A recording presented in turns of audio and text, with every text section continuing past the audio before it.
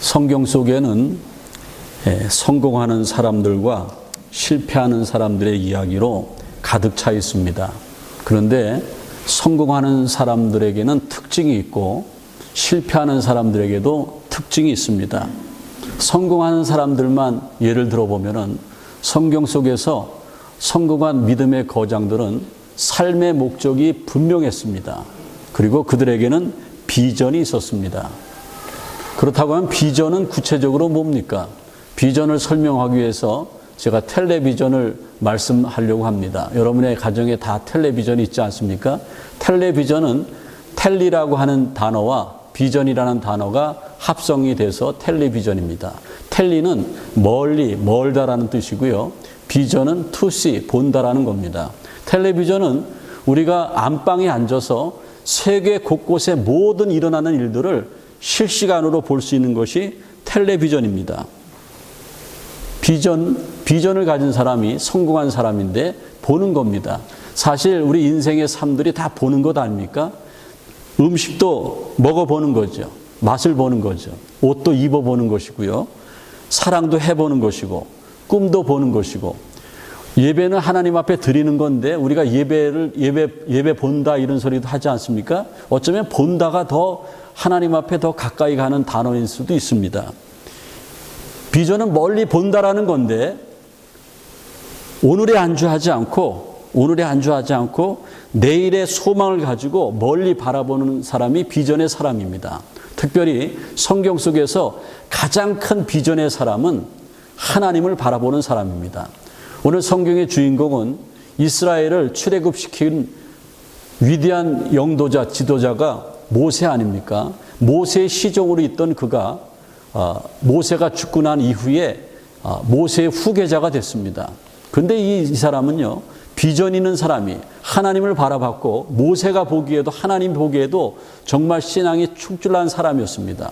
하지만 모세가 죽고 느보산 정상에서 하나님이 보여주시는 저 가나안 땅을 내려보는데 거기에는 요단강이 보였고 사해 바다가 보였고 큰 여리고성이 있었습니다. 그 여리고성은 고대에서 가장 큰 성이었습니다.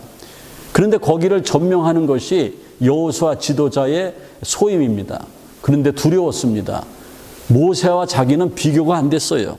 그럴 때에 하나님께서 5절 말씀에 내가 모세와 함께 했던 것 같이 너와 함께 있을 것이다. 얼마나 위안이 됩니까?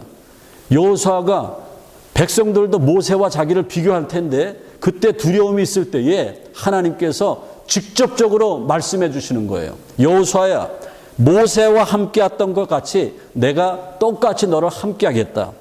이 함께 있을 것이라 하는 것을 성경에 제가 원전에 조사해 봤더니만은 임재의 약속을 얘기하는 거예요. 하나님이 임재하신다라는 거예요.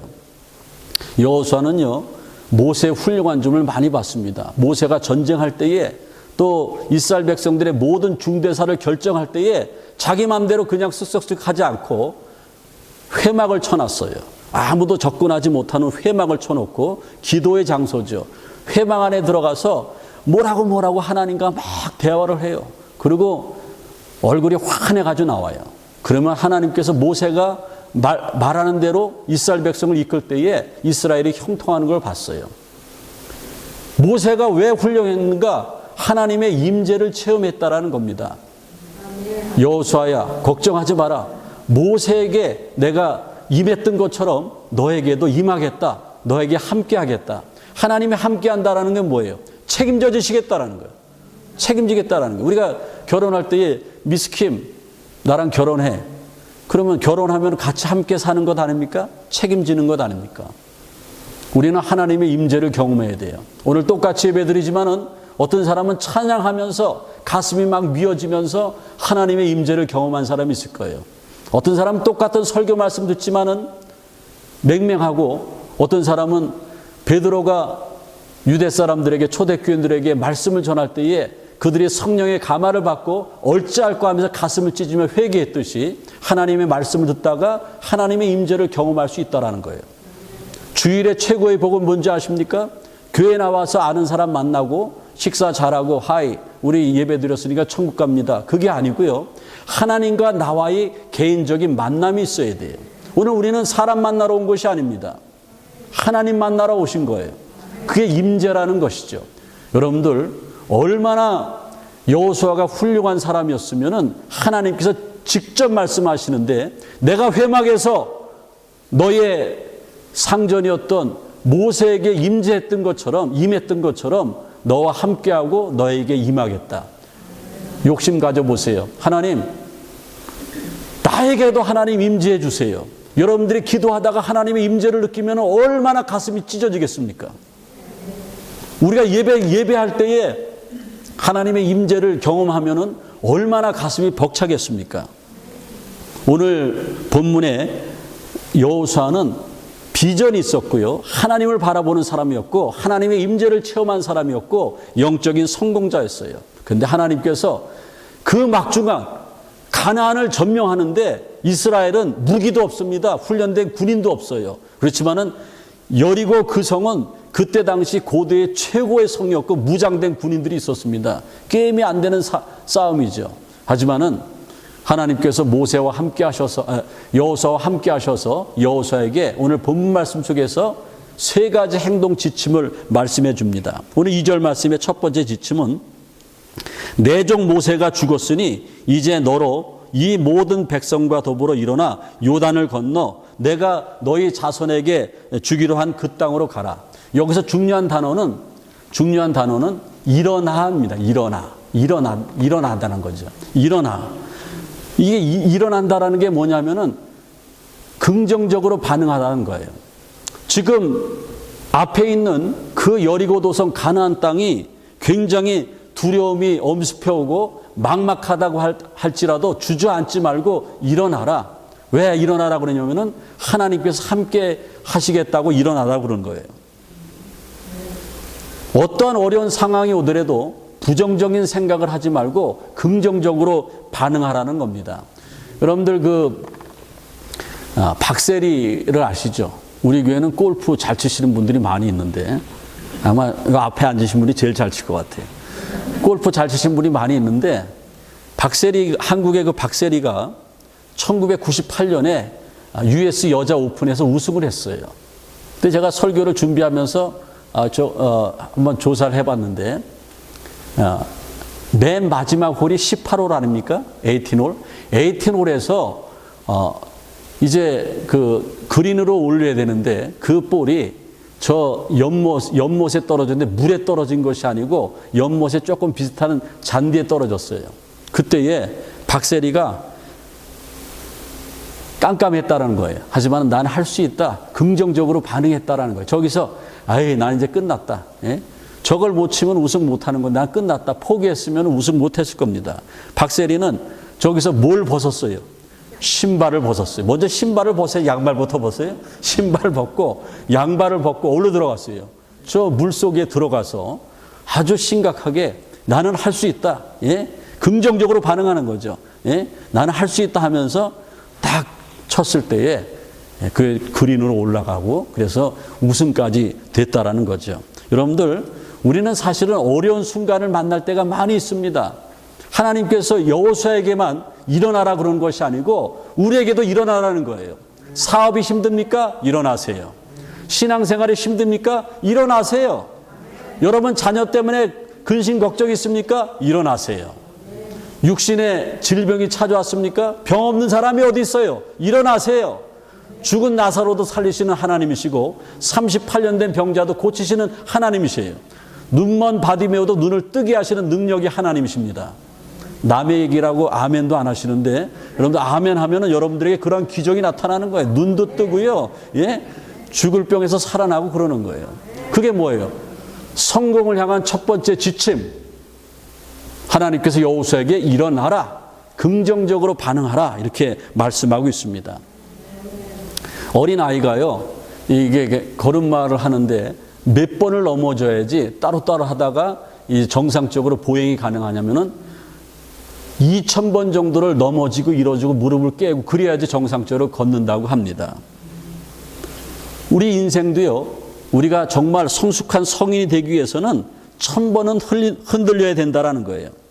이 말은 뭐냐면은 1000번 정도는 크고 작은 위기가 찾아온다라는 거예요. 그걸 자꾸 넘어가야지만 우리는 성숙한 사람이 된다라는 겁니다. 흔들리면서 성장한다라는 거죠. 오늘 우리 여호수아에게만 주신 말씀이 아니고 우리 모두에게 주신 말씀인데 우리가 모든 일에 긍정적으로 반응하고 일어서시길 바랍니다. 저는 어게인, 다시라는 단어를 굉장히 좋아합니다. 저도 이렇게 인생을 살면서 목회하면서 어려움을 당한 경우가 많이 있고 실패의 쓴맛을 경험할 때도 많이 있습니다. 그때마다 하나님께 기도하면은 하나님께서 다시 어게인, 다시 시작하라. 다시 어떻게 시작하는 거예요? 다시 일어서는 겁니다. 마가복음 9장 23절에 보면은 할 수 있거들이 무슨 말이냐? 믿는 자들에게는 능치 못할 일이 없느니라. 우리는 부족하지만은 우리가 하나님의 능력을 믿고 일어설 때에 우리는 모든 것을 다 감당할 수 있고 성공할 수 있고 승리할 수 있음을 기억하시기를 바랍니다. 그 다음에 오늘 6절에 보면은 두 번째 여호수아에게 줬던 성공 지침은 강하고 담대하라는 말입니다. 강하고 담대하라. 내가 그들의 조상에게 맹세하여 그들에게 주리라고 한 땅을 너희에게 주리라. 가나안 땅을 점령하기 위해서는 성공하기 위해서는 하나님께서 여호수아하고 이스라엘 백성들이 주신 두 번째 성공 지침 메시지는 강하고 담대하라는 겁니다. 큰 용기를 가지라는 것이죠. 사실은요, 우리가 세상과 싸움을 싸울 때에 사탄이 역사하지 않습니까? 사탄은 우리보다 세요, 약해요? 셉니다. 하나님보다, 주님보다는 약하지만은 사람보다는 세요, 사탄이. 사탄을 디아볼로스라고 하는데, 디아볼로스는 방해하다는 거예요. 우리가 천국 가는 거 방해하고, 우리가 하나님 앞에 기도하는 거 방해하고, 우리가 열심 내는 거 방해하는 거예요. 그래서 강하고 담대하라는 것은 세상과 싸워서 이겨라. 그리고 믿음 가지고 나가면 하나님께서 성공을 거두게 한다라는 겁니다. 담대한 것이요. 담대한 것이 얼마나 중요한지 모릅니다. 쓰러지는 것으로 끝나는 것이 아니고 다시 일어나는 것이 중요해요. 여러분들 아베베라는 에티오피아 육상 마라톤 선수를 아시죠? 이분은요, 1960년 로마 올림픽에서 금메달을 땄는데 원래는 마라톤 선수가 아니라고 합니다. 왕의 친위 부대였습니다. 현역 군인이었는데 갑자기 마라톤 선수가 부상을 당해서 찾다가 아베베가 다리도 길고 잘 뛰니까 너 나가봐라. 그래서 육상 선수도 아닌데 나왔다라는 겁니다. 그때에 로마 올림픽에 일본의 스포츠 기업인 아디다스에서 이디오피아 선수들에게 신발을 다 제공했다고 합니다. 근데 아베베는 나중에 출전하게 됐고 발에 맞는 신발이 없어서 그가 늘 했던 대로 맨발로 마라톤을 뛰었습니다. 그래서 거기서 1등을 했어요. 2시간 15분 16초. 대단하지 않습니까? 그런데 거기서 끝나는 것이 아니고 그 다음에 올림픽이 도쿄 올림픽이었는데 1963년에 도쿄 올림픽에 나가서 또 금메달을 땁니다.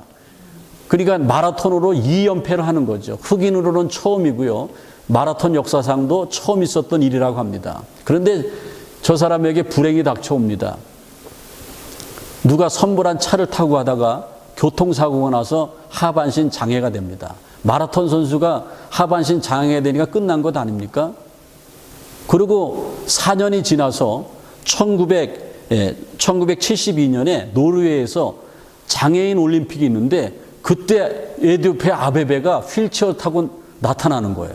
깜짝 놀라는데 그 아베베가 다리가 없으니까는 뛰지 못하니까는 휠체어에 앉아서 양궁을 쌌는데 양궁에 금메달을 땄어요. 제가 그 아베베를 왜 소개하냐면은 저 사람은요, 대단한 사람이에요. 담대한 도전이 있는 사람이죠. 그리고 그 담대한 도전으로 감동을 줬어요. 저 사람은 41살에 교통사고로 단명하고 마는데 그의 장례식에 7만 명이 모여서 많은 사람들이 이 사람을 아베베를 칭송하면서 이 사람은 대단한 사람이다. 인생에 실패한 것 같지만은 다시 한번 재기해서 장애인으로 또 올림픽 나가서 메달을 딴 사람이다. 여러분들 강하고 담대하라는 것이 이런 것입니다. 강하고 담대할 때에 우리는 승리할 수 있는 거예요. 여호수아는 어떤 사람이었냐면요, 모세가 12명의 정탐꾼을 보내지 않습니까? 근데 10명의 정탐꾼은 부정적인 반응을 합니다. 가나안 땅에 가보니까는 안악자손이 있는데 거인의 족속이고 키가 크고 대단한데 우리가 비교해 보니까는 우리는 메뚜기 같다. 큰일 났다. 다시 애굽으로 돌아가자. 그게 10명의 정탐꾼이. 근데 똑같이 봤는데 믿음으로 본 여호수아하고 갈렙은 뭐라고 그러냐면은 그 땅의 백성을 두려워하지 말라. 그는 우리의 밥이다. 우리가 올라가면은 하나님이 우리를 능히 이기게 할 것이다. 그래서 여호수아의 말을 듣고 모세가 진격한 것 아닙니까? 여호수아가 이런 사람이에요. 여호수아는 강하고 담대한 믿음의 사람이라는 겁니다. 또 한 가지는요. 8절의 말씀에 보면은 세 번째 지침으로 주신 말씀이 이 율법책을 내 입에서 떠나지 말게 하며 주야로 그것을 묵상하게 하라. 여호수아에게 뭐라 그러냐면 말씀대로만 행하라. 그럼 너는 성공할 수 있다. 이건 뭐 정확한 말 아닙니까? 베드로가 성공했던 것은요. 갈릴리 바닷가에서 고기를 잡다가 밤새도록 잡았는데 한 마리도 잡지 못했습니다. 어부였는데 근데 해가 뜨면 고기가 들어가는 시간인데 이른 아침에 예수님이 오셔서 저 깊은 데에 가서 다시 그물을 내리라는 거예요. 이건 가당치도 않는데 뭐라고 그러냐면은 선생님의 말씀에 내가 순종해서 그물을 내리이다. 그때 어떻게 됐습니까? 기적과 같은 일들이 나타났다라는 겁니다. 말씀에 순종할 때에 기적적인 일들이 나타나는 것입니다. 여러분들 하버드 새벽 4시간이라는 그런 책이 있는데 이게 청소년들에게 그 성공의 습관을 길러주는 그런 책인데 굉장히 좋은 책이죠.